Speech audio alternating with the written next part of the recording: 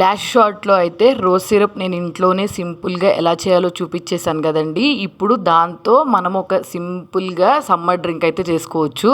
ఈ rose syrup chemicals ఏమీ లేకుండా సింపుల్గా మనం ఇంట్లో చేసుకున్నాం అనుకోండి, సమ్మర్ 2 months అయితే చాలా బాగా ఉపయోగపడుతుంది.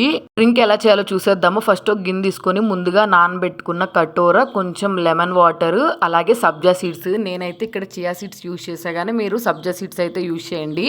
1/2 cup వరకు అయితే మనం చేసుకున్నాం కదా రోజ్ సిరప్, అదైతే వేసుకొని చల్లటి వాటర్ కానీ సోడా కానీ వేసుకోండి. అసలు పర్ఫెక్ట్గా ఈ డ్రింక్ కుదరాలంటే సోడా అయితే చాలా బాగుంటుంది. నేనైతే చల్లటి వాటర్ యూజ్ చేశాను. అన్నీ వేసేసుకున్న తర్వాత బాగా సిరప్ అంతా కలిసేటట్టు అయితే ఒకసారి కలిపేసుకొని గ్లాస్లోకి చల్లగా ఉన్నప్పుడే సర్వ్ చేసుకోండి. ఇంకా సమ్మర్కి బయట నుంచి కొనే పని లేకుండా రోజ్ షర్బత్ అయితే రెడీ అయిపోతుంది.